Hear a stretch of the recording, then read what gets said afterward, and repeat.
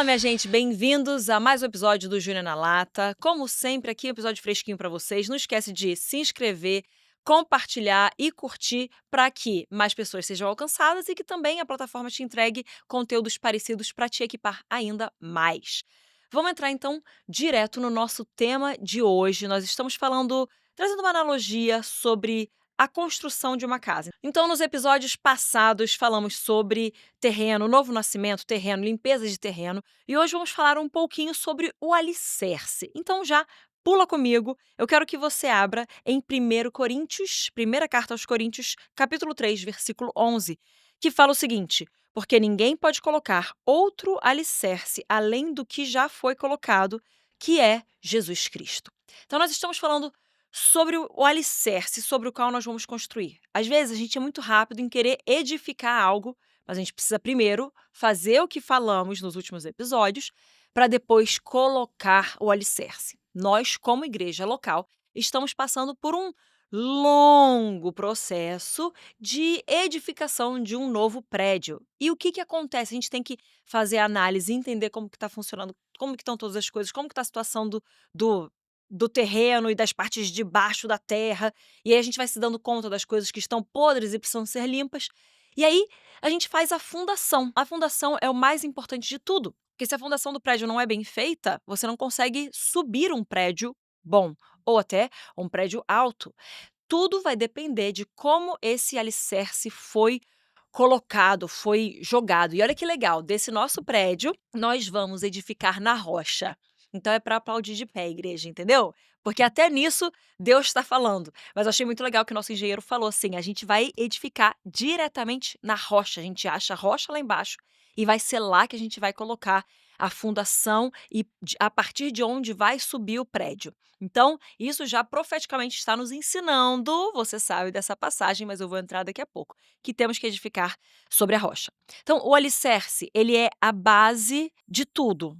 Numa casa, num prédio, qualquer edifício que vá ser levantado, o alicerce é a base. Se você não tem um bom alicerce, tudo que você for construir em cima ou vai desmoronar, ou não vai aguentar, ou vai ter um limite. Talvez você pense: "Não, mas Júnia, assim, o alicerce tá bom e eu cheguei aqui, só que você tá conseguindo construir mais?" Porque se você não estiver conseguindo construir mais, o que você vai fazer o resto da sua vida? Pensa aqui comigo. Se você chegou, talvez nessa idade que você tá aqui hoje me assistindo, falando: "Já edifiquei tudo que eu achava que estava bom", e Deus está te falando: "Cara, você tem o resto de vida aí pela frente. O que você vai fazer em cima disso? O que você vai fazer de além?" Então a gente precisa olhar os fundamentos. E talvez Deus esteja te chamando, te convidando para um tempo de demolição de certas coisas, para que você consiga colocar uma estrutura melhor. Não tenha medo de permitir com que Deus venha desfazer certas coisas na sua vida, para que depois ele possa reconstruir de uma forma ainda melhor, para que ele tenha ainda mais a glória. E deixa eu te falar, se você está nos seus 20, nos seus 30 anos, é tempo de recomeçar. Porque imagina você ter que recomeçar com 60, com 70. Aí é muito mais complicado. Daí você vai ter, de uma certa forma, até perdido esses 60, 70 anos que você vai olhar e falar assim: "Caramba, vou ter que refazer tudo a partir de agora?" Olha, com Deus sempre é tempo de refazer, de reconstruir.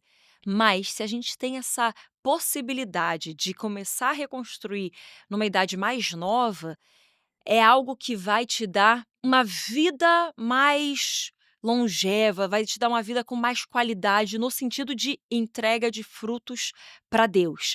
Então, permita com que Deus venha desfazer algumas coisas hoje, nesse tempo da sua vida, para que ele venha colocar a fundação certa e você possa edificar ainda mais. Porque não é apenas de não desmoronar, mas é apenas de poder construir ainda mais para cima. Isso diz respeito de um bom alicerce. Nós, como Zion, a igreja que eu e meu marido pastoreamos, com um corpo pastoral incrível e mais todos os presbíteros e líderes, diáconos e os outros líderes que estão sendo levantados, os membros da nossa igreja, nós temos a honra e o privilégio de continuar algo que não foi colocado por nós. Primeiro que quem edifica a igreja é Jesus, nós trabalhamos para ele, mas é ele que edifica. mas ele usa pessoas. E nós olhamos para nossa comunidade, por exemplo, e vemos o início, na verdade, nem começa nela, mas eu vou começar só nela aqui rapidinho, só para você entender. Mas a minha sogra, então a mãe do meu marido, lá em 77, ela planta a Monte Sião, que hoje então se chama Zion. Caso você não saiba o que que Zion é Sião em inglês, inclusive em hebraico é Zion, Zion. Então você vê que já está aí de uma forma global e trazendo a origem, mas a gente muda para esse nome simplesmente porque muda para esse nome não, né? Para essa expressão do mesmo nome, porque é uma igreja global. Então, depois, um pouco depois de que eu e Teófilo assumimos, ela se torna um movimento mais global. Mas a minha sogra, a pastora Sara Hayashi, lá em 77, ela funda Monte Sião. E ela começa a estabelecer as fundações, ela começa a estabelecer esses alicerces. Então, é um alicerce muito, muito firme na palavra de Deus, que é a verdade imutável, eterna, inabalável. E a partir dessa fundação, a partir desse alicerce tão bem estabelecido, nós pudemos vir nessa nova gestão, se você quiser chamar assim, para edificar e levantar um edifício ainda mais ainda maior, digamos assim, no sentido de alcance, de expansão, mas não quer dizer que a gestão anterior não tenha feito aquilo que era certo ou ideal. Não, exatamente pela gestão anterior ter feito o certo é que nós, nessa nova gestão, podemos edificar mais alto. Porque foi uma fundação muito bem colocada, muito bem estabelecida, os princípios do reino de Deus, a Bíblia, o mover do Espírito Santo, e agora nós podemos construir em cima disso. Então, o alicerce vai determinar quão alto, quão firme o edifício vai ser.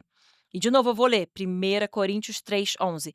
Ninguém pode colocar outro alicerce além do que já foi colocado, que é Jesus Cristo. Então, Jesus é o nosso alicerce, ele é a nossa fundação, ele é o nosso embasamento, ele é a razão, ele é o que determina, ele é o que direciona, ele é aquele que faz todas as coisas e por meio das nossas vidas e da nossa obediência, ele continua a edificar a sua igreja. Então nós, como filhos e filhas de Deus, precisamos colocar o nosso alicerce no Senhor e nele somente, em nenhum outro lugar, em nenhuma outra circunstância, em nenhuma outra coisa, mas em Jesus Cristo, que é a base, é o firmamento. Nós precisamos fixar os nossos olhos em Deus, precisamos ser completamente liderados por Ele. E quando a gente fala sobre isso, ele não é apenas a fundação, mas ele é a direção. Então, é para lá que nós estamos indo, fixamos os nossos olhos nele, ou focamos para onde estamos indo, e nesse movimento de fixar os olhos, somos guiados ao longo do caminho. E nós nos submetemos, talvez, a tantas lideranças, mas às vezes a gente não se submete tanto à liderança de Deus, à liderança do próprio Cristo, ao senhorio dele. E a gente precisa entender, até na nossa vida, a gente precisa se submeter à liderança de Jesus, à liderança do Espírito Santo. E o que significa isso?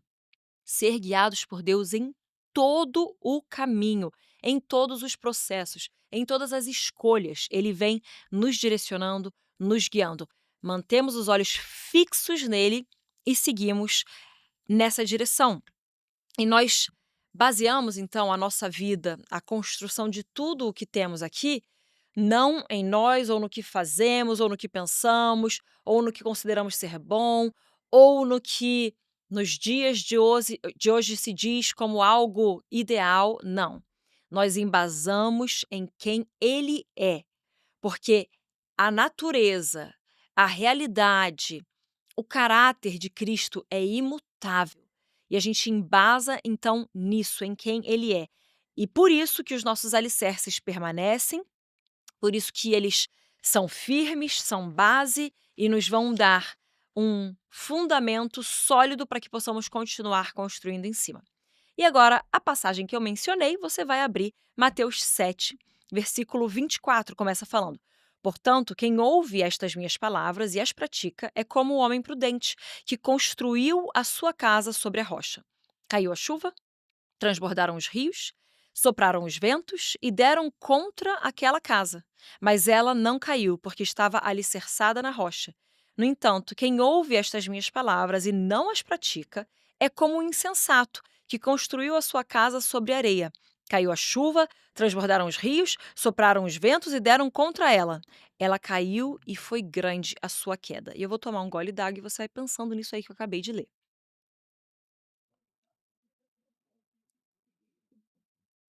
Sobre o que nós temos construído as nossas casas? Sobre o que nós temos construído a nossa vida? Sobre o que nós temos construído as nossas igrejas? Qual de fato é a base e o fundamento?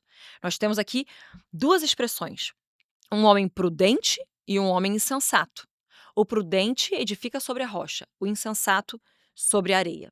Sobre a areia vai ser mais rápido, vai ser mais simples, você não vai gastar, vou falar aqui de construção, o investimento financeiro para construir para baixo e achar a rocha e achar ali uma edificação firme. Você não precisa, porque é ali na areia é rápido, você finca ali umas estaquinhas e pronto, você já subiu uma casa. Mas você quer que a sua vida perdure? Você quer que ela dê frutos que permaneçam ou você quer que ela seja levado pelas dificuldades da vida? Pelos ventos, pelas chuvas, pelos rios que sobem? É uma escolha nossa. Ou a gente quer algo que sobe rápido e cai rápido, ou a gente quer algo que demora para subir, mas também que na hora que é estabelecido fica firme. E eu não consigo parar de me lembrar. Eu cresci em Niterói, na verdade, minha primeira infância em Niterói, Rio de Janeiro, e a gente ia muito para uma praia chamada Itacoatiara. Então, a galera aí que conhece Itacoatiara, se você não conhece Itacoatiara, você precisa ir para Itacoatiara. É a praia mais linda do planeta Terra. Mas seguindo, a gente tinha lá uma casa que todo mundo conhecia, porque ela ficava no topo, assim, da rocha, e todo mundo falava daquela casa que tinha a melhor vista, o melhor tudo. E tinham as casas ali mais baixas, tinham construções que eram feitas perto da areia, e aquelas construções estavam continuamente sendo trocadas, sendo arrumadas, sendo renovadas. Hoje eu entendo por quê. A gente não tinha algo ali literalmente na areia da praia sendo edificado, mas a gente tinha construções que não eram tão edificadas na rocha. E aquela casa, desde a infância dos meus pais, ela estava lá, a minha infância, a gente sempre viu aquela casa e ela nunca mudava, ela nunca era abalada. Gente, eu não estou inventando isso daqui. Se você é de Itacoatiara, você sabe essa casa. Ela estava lá, linda, maravilhosa, firme, fixada, e nada estragava aquela casa. E ela no topo ali da rocha. Quando a gente constrói a nossa casa com o tempo necessário, a dedicação necessária, com realmente o investimento de corpo, alma, espírito, investimento financeiro. Então a gente tem que fazer os investimentos necessários, sejam eles quais forem. Vale a pena você investir para fazer um alicerce forte, firme, para fazer uma fundação que perdure. Uma fundação que não vai deixar com que aquilo que você for edificar para cima seja abalado depois. Vale a pena demorar mais tempo do que a média. Isso eu falo em especial para os jovens. Os jovens, eu sendo jovem, talvez não tão jovem quanto você, mas a gente quer as coisas mais rápidas, a gente quer é a pressa, porque hoje em dia é tudo muito rapidamente postado, rapidamente publicado, rapidamente visto. Pensa comigo, de 15 anos para trás, se você for pensar assim, porque 15 anos para cá o mundo começou a acelerar bastante, assim, uma ascensão vertiginosa do digital. Mas se você quiser colocar aí 20, 25 anos, que aí já era um outro mundo mesmo. Mas tudo demorava muito mais tempo para ser conhecido, para ser, divulgado, tudo demorava muito mais tempo para chegar ao nosso conhecimento. Então, por causa disso, as pessoas estavam acostumadas a passar mais tempo investindo, preparando, porque era normal, tudo demorava. Aí você acelera para hoje, quando tudo qualquer momento que você quiser, por exemplo, você cria uma conta no Instagram, cria uma conta no TikTok, cria um canal no YouTube, pronto, você tem uma organização. Quer dizer que essa organização foi forjada em oração tempo suficiente? Quer dizer que essa organização foi desenvolvida com o Senhor, debaixo de conselho de líderes, quer dizer necessariamente que essa organização é madura? Não, ela simplesmente começou. Então é muito fácil começar, mas dá muito trabalho estabelecer fundação. E fundação é estabelecida e ninguém vê essa fundação acontecendo. Tanto que as pessoas vão passar na frente de um prédio e elas vão ver assim: "Ah, tá em obras", mas ninguém vê nada, ninguém vê nada, ninguém vê nada, ninguém vê nada. De repente, vrum, o prédio sobe mais rápido do que todo o tempo que foi gastado e investido em fundação. Por quê? É a fundação que determina o prédio e a parte para cima ela é mais rápida, mas ela não a gente não quer construir algo que vai desmoronar facilmente. Amém? Amém, exatamente. Então, onde que nós edificamos? Precisamos ser como esse homem prudente que edifica sobre a rocha. Ou vamos construir sobre a rocha, ou vamos construir sobre a areia. Então vamos falar um pouquinho sobre a areia. O que seria construir sobre a areia? É circunstancial, é datado. Você tem um tempo para aquela situação. Ela não vai ser algo eterno ou atemporal.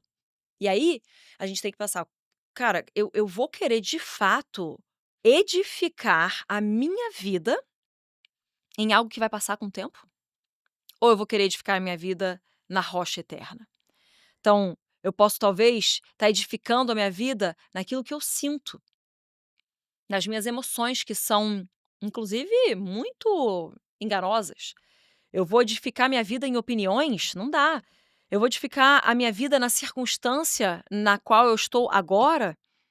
Edificar minha vida nos relacionamentos que eu tenho agora? Talvez no sucesso que eu esteja experimentando? Ou eu vou edificar na aprovação das pessoas com as quais eu tenho me envolvido nesse momento? Será que eu vou fazer isso a minha vida inteira nessas coisas que são voláteis, que são vulneráveis, que são temporárias, que são abaláveis? Nós precisamos edificar em Deus, que não há sombra de mudança no nosso Senhor. Não há sombra de alteração nele. Ele é o mesmo ontem, hoje e amanhã. Ele é o Deus de Abraão, de Isaque e de Jacó. Ele é um Senhor que permanece. Dele vieram todas as coisas, nele fazemos todas as coisas, a partir dele e para ele, e voltaremos para ele. Então a gente vê que a edificação das nossas vidas e tudo que nós formos construir tem que estar nele e não nas coisas voláteis dessa vida. Não em sentimentos, pessoas, aprovações, nada disso. E aí eu vou reler aqui em Mateus 7, o 24 e um pouquinho do 25 aqui, mas segue comigo. Portanto, quem ouve estas minhas palavras e as pratica é como um homem prudente que construiu a sua casa sobre a rocha. Quem ouve e pratica é um homem prudente. E o que acontece quando você constrói sobre a rocha, sendo um homem prudente que ouve e pratica? Vem chuva, vem temporal, vem adversidade, vem acusação, vem rejeição, vem tudo que você pode imaginar.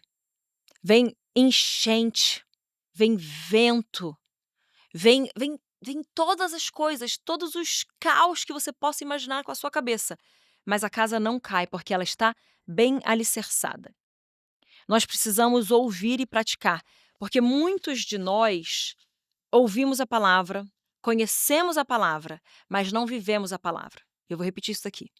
Muitos de nós ouvimos a palavra, somos crentes de carteirinha na igreja aos domingos, e a gente ouve palavra, palavra, palavra, palavra, palavra. Mas chega segunda-feira, a gente segue a vida igual. Ou nós somos, que eu já fiz aqui um episódio sobre isso, críticos de plantão na internet, que tanto sabem da palavra, mas não praticam a palavra. Porque se nós de fato praticássemos a palavra, meus irmãos, nós não acusaríamos o povo de Deus. Porque quem acusa é o diabo. Quem convence é o Espírito. Toda palavra de acusação nossa, nós estamos nos. Eu sei, isso é difícil de ouvir, né? Eu sei, mas toda vez que nós acusamos, acusação, nós estamos nos alinhando com aquilo que o diabo faz. Deus convence. Você pode trazer convencimento para o povo de Deus, alinhamento daquilo que não está aprumado. Você pode fazer isso, você pode vir como os profetas trazendo uma correção, mas quando vem com compaixão divina, com amor divino, Isso move as pessoas para dentro do coração de Deus e não rejeita as pessoas. E muitos de vocês já ouviram aquela fala de quando você tem um dedo apontado para alguém, tem 3 apontados para você, né. E aí eu quero deixar essa fala mais espiritual.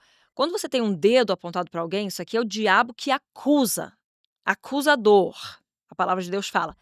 E aí você vê que apontando de volta para você, mesmo quando você está acusando, você tem o Pai, o Filho e o Espírito Santo te convencendo do seu próprio pecado. Então, se eu tô muito rápida para apontar o dedo para alguém, gente, eu tenho a convicção de Deus, a Trindade, me expondo os meus pecados, me expondo aos meus intentos errados do coração, a motivação que não está alinhada com Ele. Então, eu tenho que permitir esse trabalhar do Espírito Santo dentro de mim, porque é Ele quem convence o mundo da justiça, do pecado, do juízo. Ele é que vem me convencer. Então, quando eu estou muito rápido para apontar o problema do outro, eu não estou aberta para a obra do Espírito Santo dentro de mim, da convicção de pecado. E aí é por isso que Jesus fala: por que você está tão preocupado com o cisco no olho do teu irmão, se tem uma trave no teu?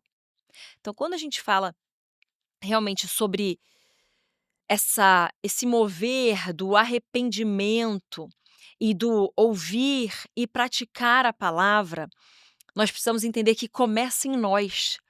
Se eu ouço a palavra, se eu leio a Bíblia e eu já leio a Bíblia com acusação, nossa, aquele meu irmão está pecando, nossa, aquela vertente da igreja não está certa, aquilo lá. Se eu estou fazendo isso, eu já estou lendo a partir de acusação. Agora, quando eu leio a Bíblia e ela me convence do meu pecado, aí eu permito com que o Espírito Santo trabalhe em mim e a partir disso eu, eu permito com que a prática da palavra aconteça dentro de mim. E aí eu posso ajudar o meu irmão a tirar o cisco do olho dele depois que eu já lidei com a minha trave, depois que eu fui convencida dos meus pecados. E aí eu sou movida por compaixão e por amor para ajudar o meu irmão a tirar o cisco do olho dele. E aí o que eu falo é, se eu permitir com que o Espírito Santo me convencesse e tirasse a trave do meu olho, eu consigo ensinar o caminho para o meu irmão, para que ele ouça o Espírito Santo e permita com que o Espírito Santo também tire o cisco do olho dele. Faz sentido? Então a gente tem que ser ouvinte e praticante, porque senão a gente fica muito rápido de descer a lei na pessoa e julgar a pessoa. Mas nós não somos chamados para julgar, nós somos chamados para pregar, para ser voz de Deus, para ser extensão do Senhor, para ser os seus pés, as suas mãos, para compartilhar aquilo que ele tem feito. Não é, não cabe a nós julgarmos as pessoas. Não é nossa responsabilidade. Deixa Deus fazer o que ele tem que fazer e a gente faz aquilo que a gente tem que fazer. Então, a prudência do Filho de Deus está exatamente em ouvir e praticar. E aí, quando a gente fala sobre ouvir a palavra, eu estou lendo também. E quando eu leio, eu ouço o Espírito Santo falando comigo e me convencendo. E aí eu pratico. Eu ponho na minha vida ativamente a verdade bíblica que me confrontou. E isso faz com que a minha casa seja edificada na rocha, porque eu estou permitindo com que a rocha venha me convencer, com que a rocha venha me confrontar e com que a rocha fale: aqui é onde você vai edificar a sua casa. Agora, Isaías 28:16 fala: eis que lanço em Sião uma pedra, pedra angular, preciosa, de fundamento seguro. Nós vemos aqui falando acerca de Cristo e depois vemos outras menções sobre a pedra angular, mas percebemos que essa pedra tão crucial para um edifício, que está se usando aqui até uma estrutura, hã, como é que se chama? De engenharia. Então, o conhecimento de construção sobre essa pedra angular que segura todas as coisas, que garante o right standing, o alinhamento, o estar justo e correto diante do Senhor por causa dessa pedra angular. E nós vemos que a nossa vida tem que ser construída tendo a pedra angular preciosa, de fundamento seguro, nos guardando, nos pautando, nos direcionando e realmente mantendo tudo firme em seu lugar. Se você tira essa pedra, tudo desmorona, mas se essa pedra está lá, tudo permanece. Nós precisamos construir em Jesus Cristo. Precisamos estar alicerçados na palavra de Deus. Precisamos desenvolver o nosso relacionamento com o Senhor. E quando eu falo sobre isso, é sobre nós desenvolvermos a nossa salvação com temor e tremor. Não é um evento a salvação é contínua. Nós abordamos isso daqui um pouco nos episódios atrás. Nós vemos a obra da salvação em nós. Então, esse desenvolvimento de construirmos algo com Deus, o relacionamento com Ele e permitirmos com que Ele continue nos salvando diariamente. Paulo fala que Ele morre todos os dias, nós precisamos morrer todos os dias e ressuscitar com Ele todos os dias, que Ele seja a nossa força, que Ele seja o nosso tudo, que Ele seja a nossa vida. Não mais eu vivendo, mas Cristo vivendo através de mim. E que, de fato, o meu viver seja Cristo, o nosso viver seja Cristo. E nós precisamos também ouvir a voz do Espírito Santo em todos os detalhes, em todos os direcionamentos, mas não apenas ouvir, obedecer. Não adianta sabermos sobre Deus, precisamos viver Deus. Não adianta sabermos sobre a verdade, precisamos viver na verdade. Não adianta sabermos sobre o Espírito, precisamos andar no Espírito. Então, a vida com Deus é o saber, o conhecer e o agir em cima disso, o atuar, o viver, o experimentar o poder de Deus através disso. E a obra da cruz, ela é, então, o nosso grande fundamento. Se você for olhar e analisar Jesus, você sabe que Jesus, ele finaliza o seu trabalho aqui com essa, vou usar uma linguagem bem simples, mas a cereja no topo do bolo. Sem a cruz não existe cristianismo. Sem o ato de obediência de Jesus não existiria vida e vida em abundância. Sem o ir para a cruz, morte de cruz, o vencer a morte, nós não estaríamos aqui hoje, inclusive tendo há pouco celebrado a Páscoa, que é a morte, mas a ressurreição do Cristo. E a cruz, ela é a nossa base, a cruz, ela é a nossa fundação. Para o crente precisa sempre ter a cruz em sua visão. Não podemos perder de vista Cristo crucificado. E eu sei que quando nós olhamos para a cruz, nós vemos que ele já não está lá. Mas às vezes nós precisamos nos lembrar um pouquinho mais que ele de fato esteve. Que ele de fato sofreu. Que ele de fato morreu morte e morte de cruz. Precisamos nos lembrar que ele foi crucificado por mim e por você. E Isaías 53 fala isso. Até o versículo 5, ele, porém, foi traspassado por causa das nossas transgressões e esmagado por causa das nossas iniquidades. O castigo que nos traz a paz estava sobre ele. Por suas feridas fomos curados. É tudo a partir da cruz. Tudo vem porque ele foi obediente até morte de cruz. E Romanos 8,32 fala: aquele que não poupou o seu próprio filho, mas o entregou por todos nós, como também não nos dará todas as coisas com ele de graça. Nós recebemos, a partir da cruz, tudo aquilo que Deus prometeu. Tudo aquilo que Jesus falou que estaria disponível vem a partir da cruz. E a cruz, então, é a nossa base, é o nosso alicerce. A cruz não é algo simbólico. A cruz foi algo real, foi o sacrifício substitutivo. A cruz é exatamente aquilo que nos dá a vida eterna. A cruz é a base de nós termos uma vitória plena, irrevogável e permanente sobre Satanás. E nós precisamos entender isso para aplicar essa vitória sobre Satanás. E nós alicerçamos a nossa vida nessa verdade da cruz e edificamos a nossa vida na mensagem da cruz, no sacrifício de Cristo, na vitória de Cristo. Precisamos voltar para esse lugar de ter a revelação do que é a cruz, a revelação do poder da cruz na nossa vida. Jesus tomou o nosso lugar, não simbolicamente, literalmente, ele tomou o nosso lugar de morte naquela cruz.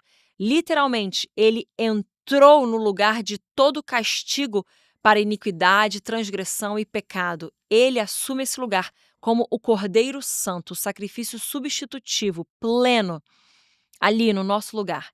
Jesus fez isso e por causa disso, nós temos hoje acesso ao Pai. Nós temos vida e vida em abundância e vida eterna por causa do sacrifício da cruz. Então nós precisamos reconhecer quem Cristo é na nossa vida, reconhecer o papel de Deus, do Deus Pai, Filho e Espírito, reconhecer a sua soberania, a sua supremacia, reconhecer a sua liderança, reconhecer que Ele é o nosso Rei de fato e que Ele está acima de todas as coisas e define todas as coisas. Precisamos entrar numa vida de arrependimento e confissão daquilo que não está alinhado com Ele. Precisamos pedir perdão e receber o perdão. Precisamos ser lavados pelo sangue do Cordeiro. Precisamos ser cheios do Espírito Santo, que nos capacita para toda boa obra.